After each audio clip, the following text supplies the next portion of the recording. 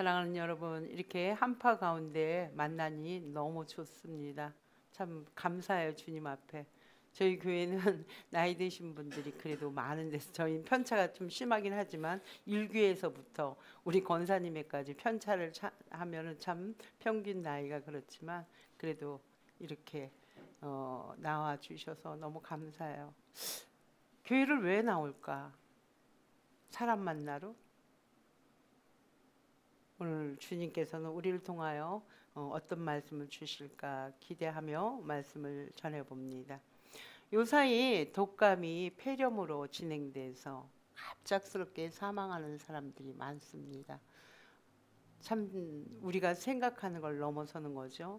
어저께 한 분이 안 오셔서 전화를 드렸더니 건강에 무척 자신만만했었는데 이제는 건강이 이번 독감을 통해서 건강을 자신할 수 없다고 말씀하시더라고요.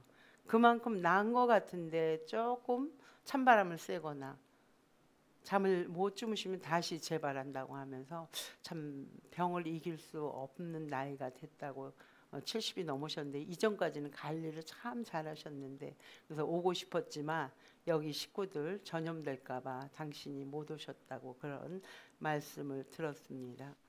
지난 한 주 우리가 매스컴을 통해서 참 쉽지 않죠. 쉽지 않는 가운데 또 클론이라는 구준혁 가수 그 부인 되는 분도 젊은 나이에 40대인데 일본에서 폐렴으로 숨진 것을 우리가 봤습니다. 감기로 인해서. 이렇게 우리는 감당하지 못할 일들이 벌어집니다. 저 또한 제가 아까 교제 시간에도 말했지만 제가 잘 알던 그런 장로님께서 50여 년 경영했던 자기의 온 몸을 다 쏟아부었던 그 공장에서 불이 나는 소식을 접했던 저였습니다. 그분을 바라볼 때 하나님을 경험하고 체험하는 게 너무 많았기 때문에 그분은 하나님의 말씀에 순종하고 그렇게 살려고 신앙이면 저렇게 사는 거구나. 목사인 저도 과연 저렇게 살 수 있을까 할 정도로 참 신앙이 본보기가 됐던 분이십니다. 그런 분이 갑자기 1월 14일 밤 10시쯤 전화가 온 거죠. 울면서 공장이 다 타고 있다. 어떻게 해야 될지 모르겠다고. 저는 아무 말도 할 수가 없었습니다. 그냥 아무 말도 할 수가 없어 듣고만 있다가 그분이 다급한 목소리를 끊어서 전화를 끊게 될 수밖에 없는 상황입니다. 전화를 끊고 하나님께 묻습니다. 아무리 믿음이 좋고 믿음을 실현하고 연단한다 해도 하나님 이것만은 피하고 싶은데 과연 내가 이분한테 어떤 기도를 하나님께 올려야 될까요? 올릴 기도가 없더라고요. 왜? 우리는 하나님의 뜻을 알 수 없기 때문에. 그래서 욥이 생각났습니다. 가정과 또 우리 장로님 또 우리 그 같이 일하는 동료들 생명만은 앗아가지 말아주세요 하나님. 그런 기도를 했습니다. 그렇습니다. 우리의 삶이 이래요. 불로 비유할 수 있지만 오늘 밤 내 영혼을 부르시면 아무도 그 영혼을 안 가겠다고 발버둥 칠 수가 없는 것입니다. 우리의 인생은 이렇게 무한한 존재가 아니고 유한한 우리는 존재, 연약한 존재라는 것입니다. 그렇게 연약한 존재, 그렇다면 우리는 무엇을 붙잡고 살아가야 되나요? 생로병사라는 TV 프로가 있듯이 우리는 우리의 의지 없이 우리의 뜻과 상관없이 이 땅에 태어났고 또 늙고 또 병들고 죽음의 그러한 회로 속에 살아갑니다. 그곳에 알면서 사이클에 맞춰 살면 좋지만 거기에 우리가 1분 1초도 알 수 없는 예측 불의 삶을 살아갑니다. 뭐 예전에도 가령 그렇겠지만 요즘은 세계를 매스컴으로 보다 보니까 더 다이나믹한 소식을 많이 듣죠. LA를 통해 화재, 또 비행기 사건, 살인 사건, 너무너무 우리가 알 수 없는 1초의 뒤의 삶도 알 수 없는 그런 예고 없는 삶을 삽니다. 이렇게 우리의 삶은 불안과 불신으로 아무것도 할 수 없는 상황이라고 우리가 안전지대를 설치하며 살 수도 없는 상황입니다. 이게 모두 우리 인간에게 이러한 현상 속에서 살아야 될 숙제들입니다. 어떤 상황에 어떤 선택을 해야 될지, 무엇을 붙잡고 살아야 될지 우리는 알지 못하는 상황에 살지만, 오늘 본문 말씀 속에서 주님께서는 우리에게 알아차림, 너희가 알아차렸으면 좋겠다 하는 말씀을 주시기 위해서 오늘 이 말씀을 주신 것 같습니다. 사랑하는 여러분, 저도 즐겨 부르는 노래입니다. 우리 이어하우스에서 저한테는 대표곡이죠. 노래 부르라고 하면 그 노래를 부르는데, 우리가 잘 아는 노사연 씨의 만남입니다. 국민가가 될 정도로 그 노래는 대부분 사람들이 압니다. 여러분들이 잘 알듯이 우리 만남은 우연이 아니야. 그것은 우리의 바램이었어. 우리 주님께서 우리에게 이런 바램으로 찾아오시지 않았을까 생각합니다. 오늘 읽은 성경 말씀은 이렇게 얘기합니다. 무리들이 몰려온다고 합니다. 어디로? 왜 성경에서 지명을 말씀하셨을까요? 1절 우리가 읽었을 때 갈릴리 호숫가, 여기에서는 게네사라 호숫가 이렇게 합니다. 게네사라 호숫가, 갈릴리 호수를 갖고 게네사라 호숫가, 긴네렛 호숫가, 또 디베라, 다른 말로 디베라를 티베리스, 그때 황제를 생각하면서 해서 티베리스, 이렇게 갈릴리 하면 이런 지명을, 같은 지명입니다, 여러분. 근데 왜 이들이 몰려왔을까요? 예수님한테. 예수님을 통하여 이적과 기적, 병 고침과 귀신이 나가고, 또 예수님의 말씀이 세상 듣도 보도 못한 너무너무 기가 막힌 말씀을 듣기 위해서 이들이 몰려온 것입니다. 예수님께서 너무너무 많이 몰려오니까 어떤 현상이 빚어지냐면, 예수님이 이 바다로 점점 빠지게 되는 거죠. 그래서 예수님께서 거기에서 바다로 빠지는 걸 방지하기 위해서 배 두 척이 있는 곳에 배 한 배척에 오르신 오늘 상황입니다. 우리 예수님께서는 제자를 부르시는데 가장 자기가 잘하는 일상에서 제자를 부르셨습니다. 갈릴리, 오늘 나온 베드로란 인물이 나오죠. 베드로가 어부입니다. 그러나 이 베드로의 어부는 오늘 컨디션이 아주 최악의 상태입니다. 왜? 밤새 고기를 잡았는데 한 마리도 잡지 못했다고 나옵니다. 우리가 배를, 저는 어부들을 잘 모르지만 그물을 투항을 치고 다 하고 나서 와서 그물을 찢어진 것은 깃기도 하고 또 씻기도 해서 다음 출항을 준비한답니다. 베드로도 그 일을 하고 있는 거죠. 고기를 많이 잡았을 때는 기분이 좋아서 일이 얼마나 능률이 올랐겠어요. 그러나 고기를 한 마리도 못 잡은 상태에서 그 일을 하고 있는 상황입니다. 그 상황에 우리 주님께서 오십니다. 그리고 베드로한테 말합니다. 베드로에게만 말하는 게 아니고 그 모든 무리를 향해서 예수님은 바다 쪽에서 그 해변을 향하여 이렇게 호숫가 주변을 통해서 이렇게 말씀을 전하시는 거죠. 베드로가 그게 과연 말씀이 들렸을까요? 내 문제에 빠져 있기 때문에 그냥 좋은 말씀 하시는구나 생각했지 나하고는 별로 관심이 없었을 것입니다. 그렇게 풀이 죽어 있는 베드로에게 주님이 이런 말씀을 하십니다. 오늘 읽었죠? 말씀을 다 마치신 예수님은 시몬에게 이르시되 깊은 데 가서 그물을 던져라. 깊은 데 가서 그물을 던져라. 베드로는 어부 생활로 우리가 너무 잘 알고 있어요. 잔뼈가 굵었다. 온 마디마디가 다 자기가 감각적으로 안 되는 거죠. 요령을 안 되는 거죠. 잔뼈가 굵었다는 말은 누구보다도 잘합니다. 우리 예수는 직업이 목수였었어요. 목수인 예수님께서 베드로, 어부인 베드로, 잔뼈가 굵은 베드로한테 고기를 잡는다. 어떻게? 한밤중에 고기들은 이동을 하기 위해서 새벽 어두운 밤에 움직인다고 합니다. 우리가 잘 알잖아요. 우리 고기 잡는 분들 다 새벽에 늦은 밤에 잡지 대낮에 잡는 분 없잖아요. 다시 돌아오죠. 근데 우리 예수님께서는 그렇게 말씀하는 거죠. 지금 낮인데 가서 깊은 곳에 그물을 던져라. 이거는 설득력이 없는 거죠. 우리 예수님이. 여지껏 내가 고기를 잡을 수 있는 시간에도 못 잡아서 헛수고를 했는데 지금 잡지 못하는 상황에 나보러 잡으라고 해? 이 말씀 통해서 하나님은 베드로 통해서 주셨던 것 같이 베드로의 실패, 베드로의 좌절, 이 베드로의 낙심을 통해서 우리의 주고 싶은 말씀인 거죠. 지금 우리가 살아가면서 원치 않은 질병, 원치 않는 파산, 원치 않는 이혼, 원치 않은 불악, 이런 일상 속에서 주님은 우리에게 다가오셔서 깊은 데 가서 그물을 던져라. 주님이 우리에게 그런 일상 가운데 오시는 것입니다. 우리가 맞닥뜨리고 싶지 않은 절망한 가운데 포기하고 싶고 모든 것을 버리고 싶을 때 주님은 우리에게 다가오셔서 말씀하시는 것입니다.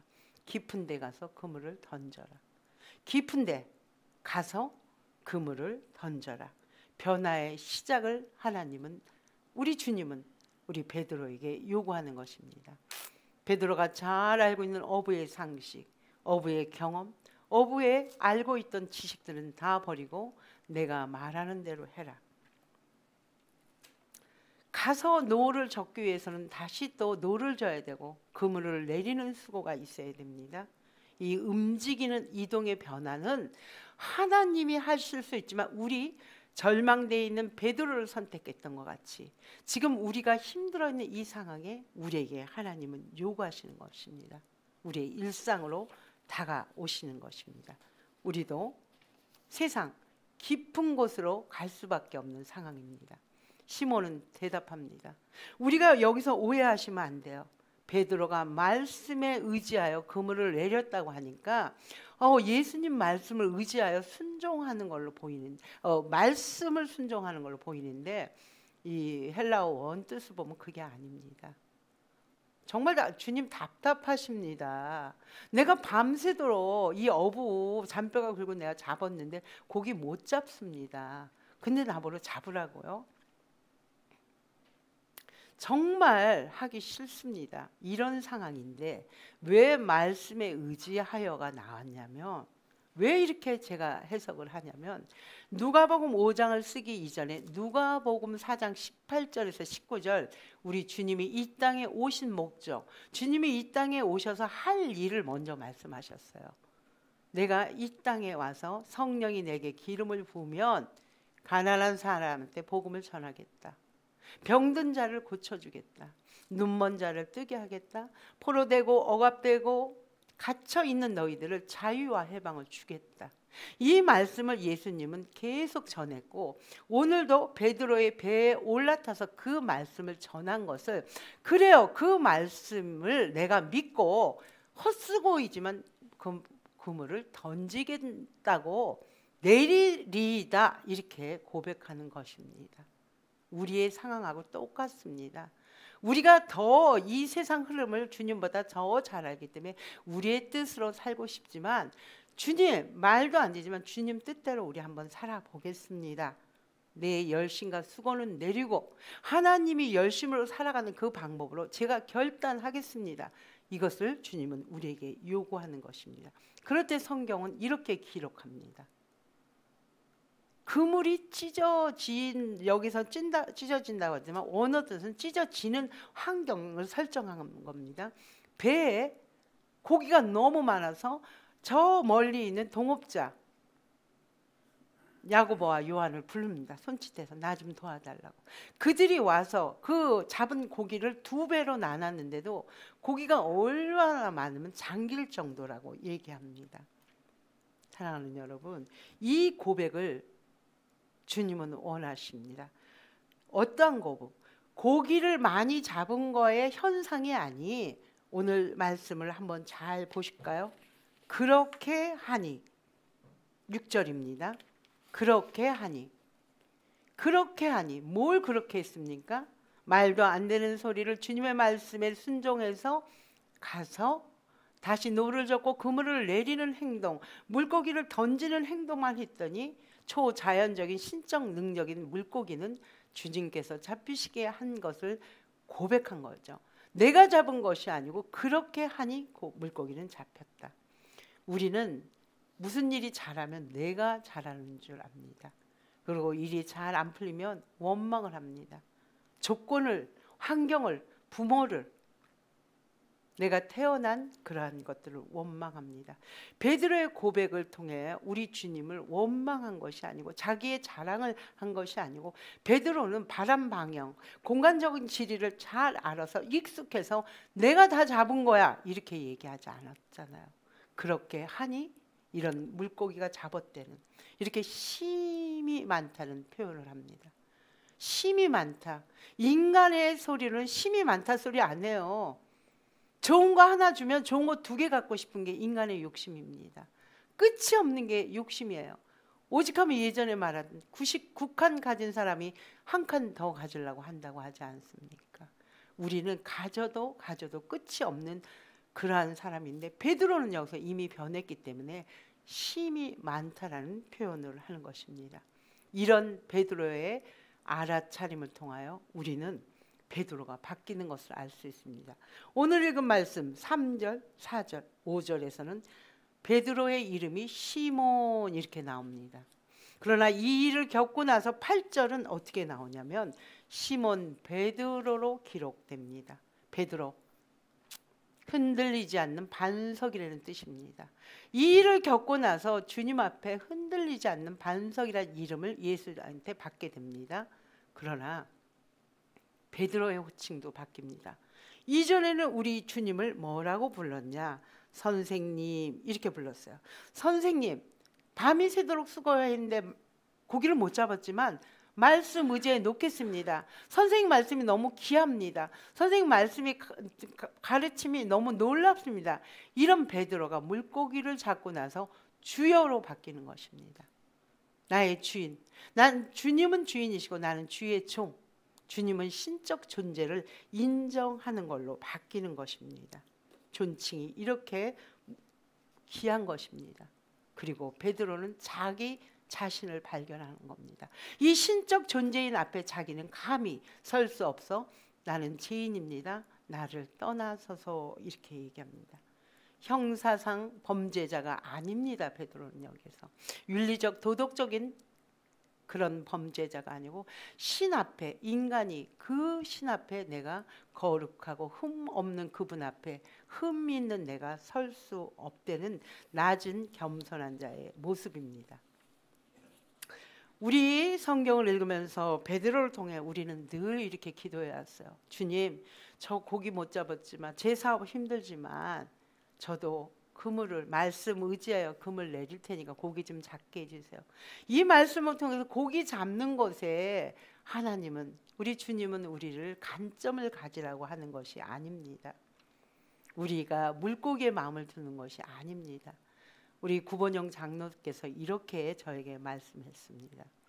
하마로 50년을 자기의 뼈를 갈고 진짜 수고와 땀을 갈아서 잠을 못 자가며 열심히 했던 것을 이런 불이 나서 저한테 전화로 그러시더라고요. 며칠 지난 다음에 주신 이도 하나님이요, 그것을 다시 가져가시는 이도 하나님이요. 이 일을 통해서 목사님, 저는 귀로만 하나님을 들었습니다. 이제는 하나님을 눈으로 보고 싶습니다. 욥의 고백을 당신도 만나고 싶다고 합니다. 그리고 나는 내가 할 일은 앞으로 하나님의 하시를 기대하며 하나님 앞에 나아가 찬송만 하겠습니다. 이렇게 고백했어요. 베드로 또한 물고기를 잡은 후 기뻐하는 모습이나 장면은 없어요. 물고기를 많이 잡아서 기뻐하는 장면이 없어요. 도리어 이런 업으로서, 사업을 해서 하나님이 말씀에 순종해서 돈을 벌게 되면 어떻게 되겠습니까? 하나님 나라 더 확장해서 이 일을 내가 더 해야 되겠다. 그래서 우리가 자신감이 넘치고 목이 아주 뭐랄까 기부싼 것 같이 되겠죠. 베드로도 이거 예수 잘 만났다. 나 고기 잡아서 동업자들도 있으니까 사업을 더 키워야 되겠다. 이런 생각을 한다는 것은 하나도 없습니다. 우리 베드로는 실수 아주 뭐랄까 범벅 실수투성이의 사람입니다. 제자로 삼아서도 늘 큰 소리치고 예수님 앞에서 장담하고 호언장담했던 이 베드로도 결국은 예수님 앞에서 작은 여자 계집 종한테 3번 예수를 모른다고 부인하는 그러한 사람입니다. 그러나 이 광경을 보고 여기서 예수님을 만난 것입니다. 그래서 오늘 이 무리들도 또 동업자들도 베드로도 놀랍다 이런 표현이 오늘 말씀에 쓰여져 있습니다. 놀랍다라는 헬라어의 말을 찾아보니까 놀라움에 사로잡혀서 두렵고 경외감의 감정에 휩싸여 있다는 것입니다. 우리가 너무 두렵고 경외감이 있으면 아무것도 못하잖아요. 임시 멈춤에 있잖아요. 그럴 때 주님께서 부드러운 목소리로 말씀을 하시는 거죠. 제자들과 그 무리들을 향하여 다 들리겠죠. 베드로에게만 얘기했지만 무서워하지 마, 두려워하지 말란다. 우리 주님은 우리의 연약함을 아시기 때문에 우리에게 가까이 사람을 붙여주시는 것을 이걸 통해 알 수 있습니다. 예수님께서 이 일을 통하여 무리들, 동업자도 보게 하셨습니다.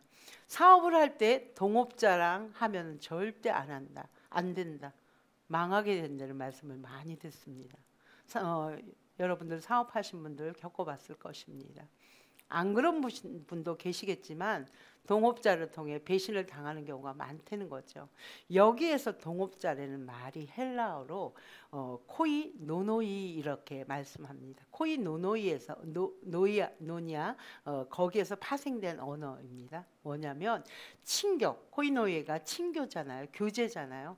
그것을 넘어서 이 어는 우리가 어떤 사업을 하거나 어떤 계획을 할 때 기쁠 때나 슬플 때나 어떤 고통도 늘 함께 하는 게 동업자라고 합니다. 그러나 사회에는 세상은 동업자가 어떻게 됩니다? 기쁠 때 함께하고 돈 많이 벌면 자기가 그것을 자기가 번 것처럼 배반하고 가는 게 세상입니다. 우리 주님은 이런 동업자를 붙여주셨어요. 이 말씀을 통해서 지금 우리 그리스도인, 지금 이 말씀을 듣는 이들에게 우리 그리스도인으로 우리에게 묶여있는 동업자들, 코이 노노이는 누구입니까? 그러면서 이 동업자, 협력자들에게 주님은 이런 말씀을 베드로에게 수장인 베드로, 질서를 잡기 위해서 수장인 베드로에게 말합니다. 너는 이제부터는 사람을 취하리라. 이렇게 오늘 본문은 나오지만 병행 본문 똑같은 마태복음 4장 19절에서 이렇게 나옵니다. 사람을 낚는 어부가 되라. 이전에는 네가 물고기를 낚는 어부가 됐다면 이제는 사람을 낚는 어부가 되라. 물고기는 잡으면 죽고 우리의 살아가면서 생명, 육체적인 생명을 살리는 데 쓰는 거라면 사람을 낚는 것은 사람의 영혼, 그 사람을 살린다는 것입니다. 헬라어로 사람을 취한다, 취함으로 이 뜻이 조그론 이럽니다. 뭐냐면 산채로 사로잡다. 물고기는 성질 급한 놈은 산채로 잡아도 죽잖아요. 성질 급한 건. 그러나 사람을 낚는 어부는 산채로 사로잡아 그들의 생명, 위태로운 그들의 생명을 살리는 역할을 하려는 말씀입니다. 이 화마를 입은 우리 장로님은 지금 꽤 흘렀죠. 1월 14일에 불이 났으니까. 어저께 오셔서 말씀을 듣는 걸 보니까 겉으로는 태어냈지만 우리가 말씀을 읽고 묵상하고 그 말씀을 내게 되기 위해서 내 말씀이 체화되기 위해서는 시간, 견뎌야 될 시간이 필요합니다. 어느 한순간에 일은 해결되지 않습니다. 말이 그렇지 큰 재산을 사업처를 잃고 어떻게 됩니다. 직원들도 배반하는 일이 벌어지고 그렇게 많은 은혜를 내렸음에도 마음의 병을 입술로는 주님을 찬양하고 그러한 삶을 사는데 내 몸은 말을 하는 것이죠. 불면증으로 목이 잠기고 또 권사님께서는 너무너무 중증을 알아서 한 3주 동안 드시지를 못하고 그런 어려운 환경 속에 견디는 또 그 불로 인해서 스트레스 외상 후 스트레스가 생겨서 불안해서 자다 깨다 하는 그런 증상들이 생겨났다 합니다. 그래서 입술로는 주님을 고백하지만 찬양한다고 하지만 그 삶을 살지 못하는데 그분한테 기적적인 일이 일어났습니다. 아무 말도 안 하는데 십시일반 200여 분이 너무 많은 큰 돈을 그분한테 도와주신 것입니다. 우리가 큰일, 중병을 앓고 그런 재산을 잃고 도둑을 맞을 때 자식이 불치병을 걸 때 생기는 게 뭐냐면 저도 경험했고 저희 친정 식구들도 경험했지만 제일 중요한 게 뭐냐면요. 죄책감이라는 걸 줘요. 사탄은. 그래서 네가 무슨 죄를 졌지? 교인들을 볼 때 떳떳함이 없는 거예요. 네가 하나님 앞에 무슨 죄를 졌지? 네가 사람한테 무슨 죄를 졌기에 이런 거를 받은 거야. 이걸 통해서 너 깨달으고 한 거야. 이런 말은 안 하는데 그런 눈초리와 뉘앙스를 느끼기 때문에 대인 앞에 쓰는 게 너무너무 힘든 거죠. 장로님도 마찬가지였어요. 그런데 이 200여 명의 도움을 통해서 이분이 일어날 힘이 생긴 것입니다. 아, 나를 위해서 이렇게 도와주고 기도해 주는 분이 계시구나. 다시 한번 회복돼서 이들을 위해서 이 사랑의 빛을 기도로 또 내가 했던 이 사업을 다시 일으켜서 해야 되겠다는 마음이 들어서 장로님이 회복되기 시작하고 그들을 위해 기도하다 보니까 그분의 영이 살아났다는 것입니다. 그래서 어제도 이곳에 왔지만 함께한 분이 그분인지 몰랐다는 거야. 더 젊어지고 모습은 달덩이 같이 돼서 어떻게 그런 큰일을 겪으신 분이 저런 모습을 갖고 있을 수 있을까? 이게 하나님의 은혜라는 것이죠. 하나님이 다가서고 하나님이 우리에게 알아차리게 하신 것을 행동으로 옮길 때 생겨나는 것입니다.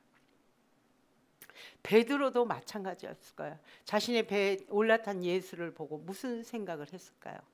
저는 죄인입니다. 나를 떠나서서.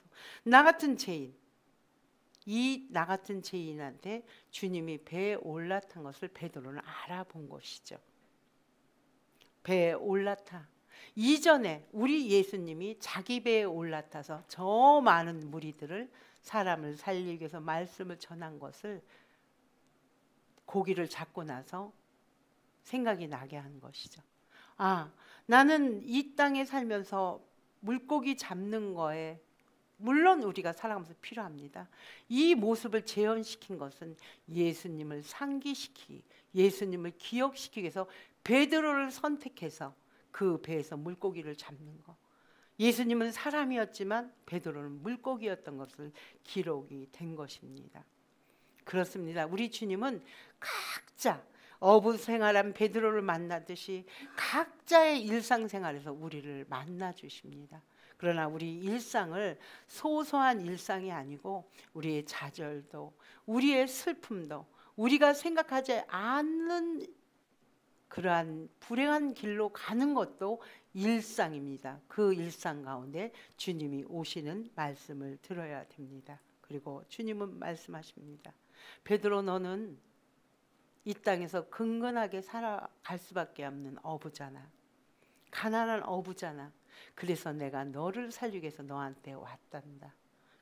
그러기 위해서 내가 이 땅에 왔고, 그러기 위해서 내가 이 땅에서 십자가를 지고 너를 위해 죽었고, 내가 다시 이 땅에 올 것이다. 다시 살아나서. 이 말씀, 먹고 사는 거 힘들지? 너와 함께하는 일상에 가장 가까이 옆에 있는 그들과 함께 코이 노노이 하렴. 기쁘고 슬픈 일 함께 연대하렴. 그럴 때 너는 이 무서운 세상의 이치 논리를 이길 수 있단다. 너의 일상 내가 함께 한단다. 너를 두렵게 하고 무섭게 하는 거 내가 너희를 살려줄 테니까 나를 따르지 않으렴. 이렇게 말씀합니다. 이 말씀을 깨달은 누가복음 기자는 11절 이렇게 말씀합니다. 한 목소리로 읽어볼까요? 11절 시작. 이 배를 육지에 대고 모든 것을 버려두고 예수를 따르니라. 가능합니까? 모든 것을 버려두고 예수를 따른다. 이것을 우리는 오해해서 지금 하고 있는 모든 것을 버려두고 예수를 따른다고 해서 이단들이 많이 생기죠. 재산은 다 팔아서 자기들이 모이는 공동체에서 아닙니다. 그 말씀이. 모든 것을 버리는 것은 우선순위를 알려는 것입니다. 지금 해야 될 우선순위. 이 우선순위의 삶에 입각해서 살아가는 그리스도인들, 이렇게 살아가는 그 그리스도인들, 세상 논리로는 미쳤다 합니다. 세상 논리로는 이어하우스를 보고 사람들은 그러잖아요. 이어하우스 이거 분명히 무슨 목적이 있다고 생각합니다. 세상 논리로 볼 때는 재산을 모으고 자기 자신을 위해서 건강 관리하고 그렇게 살지 않기 때문에 미쳤다고 합니다. 그리고 해피엔딩으로 끝나지 않았다고 생각합니다. 그러나 이렇게 사는 그리스도인이 불행합니까? 전혀 불행하지 않습니다. 이렇게 사는 그리스도인이 숨어있는 그리스도인이 얼마나 많은지 모릅니다. 그래서 이 세상은 이렇게 아름답게 돌아갑니다. 성경 말씀은 이렇게 써 있어요. 우리 예수를 따르는 우리들에게 멸망하는 자들은 우리를 갖고 미련한 자 이렇게 얘기합니다. 구원을 얻은 우리들은 뭐라고 얘기하냐면 구원을 얻고 이렇게 살아가는 우리는 하나님이 우리의 능력이라고 고백합니다. 세상은 우리를 미쳤다 하지만 예수를 믿는 우리는 하나님의 능력이 있기 때문에 이렇게 산다고 얘기합니다. 우리 선장 되신 주님께서 사랑하는 여러분의 주인 되십니다. 그 한 배에 우리 이어교회 우리 모두는 탔습니다. 어떨 때는 태풍도 있고 어떨 때는 비바람도 치고 어떨 때는 뜨거운 햇빛에 살 때도 있고 어떨 때는 풍족한 풍요를 만날 때도 있을 것입니다. 그럴 때 서로 함께 기쁨과 슬픔을 연대해 나가면 우리가 나도 살고 내 주변도 살리고 너 주변의 영혼들도 사람을 취하는 그들을 사로잡아 그들의 위태로운 영혼들을 살릴 수 있는 저희들이 될 것이라고 소망합니다.